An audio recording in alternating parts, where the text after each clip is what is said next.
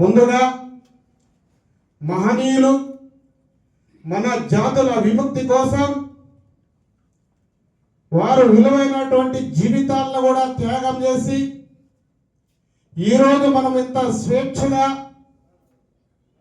ఈ మీటింగులు పెట్టుకొని మన హక్కుల కోసం, రాజకీయాల్లో భాగస్వామ్యం కోసం, వాటాల కోసం ఏవైతే ఈరోజు మాట్లాడుతున్నామో వాటన్నిటికీ కూడా స్వేచ్ఛ కల్పించినటువంటి మహోన్నత వ్యక్తులు మహాత్మా జ్యోతిరావు ఫూలే, డాక్టర్ బిఆర్ అంబేద్కర్, మాన్యశ్రీ కాంశీరామ్ గారు, మరి ఎంతో మంది వాళ్ళు ప్రాణ త్యాగాలు చేసినటువంటి మహనీయులను మరొక్కసారి మనమంతా మననం చేసుకుంటూ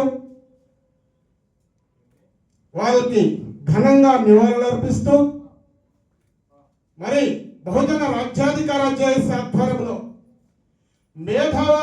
మేధావుల రాజకీయ చర్చా వేదికకు విచ్చేసినటువంటి రాష్ట్ర నలుమూల నుంచి విచ్చేసినటువంటి నాయకులకు, కార్యకర్తలకు, మహిళలకు, వేదిక మీద ఉన్నటువంటి సీనియర్ నాయకులు, పెద్దలందరికీ కూడా బహుజన రాజ్యాధికార జేఏసీ తరఫున ఉత్తమ నమస్కారాలు తెలియజేసుకుంటూ, నా పేరు ఎంఎస్ ఆదినారాయణ బోయ దొర, బహుజన రాజ్యాధికార జేఏసీకి రాష్ట్ర అధ్యక్షులుగా కొనసాగుతున్నా. మరి ఈ బహుజన రాజ్యాధికార జేఏసీ ఆధ్వర్యంలో ఎన్నో కార్యక్రమాలు చేపట్టాం. ప్రజా సమస్యల పైన, తర్వాత మహిళా సమస్యల పైన, రైతుల సమస్యల పైన, కార్మికుల సమస్యల పైన, మహిళల సమస్యల పైన ఎన్నో ఉద్యమాలు చేసినటువంటి చరిత్ర కలిగినటువంటి బహుజన రాజ్యాధికార జేఏసీ ఉన్నది. మరి అంతేవిధంగా ఇక్కడ ఉన్నటువంటి ప్రతి ఒక్క సీనియర్ నాయకులతోటి కలిసి మేము ఉద్యమాలు చేసినటువంటి అనుభవాలు ఉన్నటువంటి నాయకులం మేము. మరి వీరంతా కూడా మేము ఇచ్చినటువంటి ఈ పిలుపుకి, ఈ చర్చా వేదికకి మరి వాళ్ళ యొక్క విలువైనటువంటి సమయాన్ని కూడా కేటాయించి ఇక్కడికి రావడం వారందరికీ కూడా కృతజ్ఞత, ధన్యవాదాలు తెలియజేసుకుంటున్న మిత్రులారా. మరి ఈరోజు మనకి రాజ్యాధికారంలో భాగస్వామ్యం కావాలా? మన వాళ్ళు ఎమ్మెల్యేలుగా, ఎంపీలుగా, ఎమ్మెల్సీలుగా రాజ్యసభ సీట్లో కూర్చోవాలని మనం ఎన్నో వేదికల ద్వారా, ఉపన్యాసాల ద్వారా మనం తెలియజేస్తున్నాం. మరి వాటి కోసం మన ప్రయత్నం ఏం చేస్తున్నాం అనేది ఒక్కసారి ఆలోచన చేయాలా. మీటింగులు పెట్టుకుంటున్నాం, మనంతకు మనమే ఉపన్యాసాలు ఇచ్చుకుంటున్నాం, చాలా బాగా మాట్లాడాలని వెళ్తున్నాం. మరి వాళ్ళకి అధికారం ఇచ్చిండేది ఎవరు? మనమే కదా.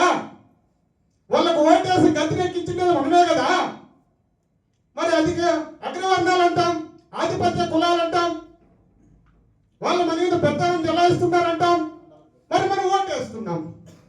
మరి వాళ్ళ ఓటు అనేది మనం వేయకపోతే వాళ్ళకి రాజ్యాధికారం ఎక్కడ వస్తుంది? మనకు పాలకులుగా ఎక్కడ ఉంటారు? ఒక్కసారి ఆలోచన చేయాలి. మనకంటూ ఒక వేదికను ఏర్పాటు చేసుకుంటాం. మనం ఎస్సీ, ఎస్టీ, బీసీ, మైనార్టీ వర్గాలుగా మనకి బహుజన రాజ్యాధికారమే ధ్యేయంగా, రాజ్యాధికారంలో భాగస్వామ్యమే లక్ష్యంగా మనం ముందుకు వెళ్ళడానికి చర్చా వేదిక ఏర్పాటు చేయడం మిత్రులారా. మరి ఇక్కడ వచ్చినటువంటి మేధావులందరూ కూడా మీ యొక్క అమూల్యమైనటువంటి సలహాలను, సూచనలు తెలియజేసి మీలో ఉన్నటువంటి ఎవరైనా కూడా బహుజనులకు ఒక రాజకీయ పార్టీ వేదికను ఏర్పాటు చేస్తే ఈ రాష్ట్రంలో 175 కుల నియోజకవర్గాలకి, మన యొక్క ఎస్సీ, ఎస్టీ, బీసీ, మైనార్టీ వర్గాలకు సంబంధించిన వ్యక్తులకు ఎమ్మెల్యేలుగా, ఎంపీలుగా మన పార్టీ ద్వారానే సీట్లు కేటాయిద్దాం, మన ఓటును వాళ్ళకి వేద్దాం, గద్దెనెక్కిస్తాం. ఆ రోజు మనకి రాజ్యాధికారంలో భాగస్వామ్యం వస్తుంది. ఆ రోజు పాలక వర్గాల్లో మనకు భాగస్వామ్యం వస్తుంది. ఆ రోజు మన జాతుల అభివృద్ధి అవుతాయి తప్ప ఎలక్షన్స్ వచ్చినప్పుడు వాళ్ళు ఇచ్చేటటువంటి 1000-2000కు బీరు సీసాలకు, బిర్యానీ పొట్లాలకు అమ్ముడు పోయినటువంటి మన జాతులు ఎన్నో ఈరోజు ఇబ్బందులు పడుతున్నాయి. మనకి గొర్రెకు ఒక రేటు ఉంది, మేకకు ఒక రేటు ఉంది, కోడికి ఒక రేటు ఉంది, మరి వాళ్ళు పెంచుకునే కుక్కకు కూడా ఒక రేటు ఉంది. మనకు విలువైనటువంటి 5 సంవత్సరాలకు ఒక్కసారి వేసే ఓటుకి మనం ఎక్కడ అమ్ముడు పోతున్నాం ఒక్కసారి ఆలోచన చేయాలి మిత్రులారా. మరి విలువైనటువంటి మన బలమైనటువంటి ఆయుధాన్ని మహనీయులు ఎంతో త్యాగం చేసినటువంటి వజ్రాయుధం లాంటి మనకి ఓటు హక్కును కల్పిస్తే ఆ ఓటుని ఈరోజు మనం అమ్ముకుంటున్నాం, వాళ్ళు సొమ్ము చేసుకుంటున్నారు. మరి ఈరోజు రాష్ట్రంలో అత్యధికంగా ప్రైవేట్ కాలేజీల వాళ్ళవే, ప్రైవేట్ హాస్పిటల్స్ వాళ్ళవే, పెట్రోల్ బంకుల వాళ్ళే, కాంట్రాక్టర్ల వాళ్ళే, లాడ్జీల వాళ్ళవే, మరి రాజకీయాల వాళ్ళే, సినిమా హాల్లో, అన్ని రంగాల్లో వాళ్ళే ఈరోజు అత్యధికంగా వాళ్ళు ఈరోజు మన వాళ్ళని అన్ని విధాలుగా దోపిడీ చేస్తున్నారంటే వాళ్ళకి అధికారం ఇచ్చింది ఎవరు? మనం కాదా? మన వర్గాలు కాదా? మన ఓటు కాదా? మరి ఈ ఓటు చైతన్యం మనం గ్రామాన తీసుకెళ్దాం, మన బహుజనుల్ని చైతన్యపడతాం, మన వర్గాల్ని చైతన్యపడతాం, ఇంటింటికి వెళదాం.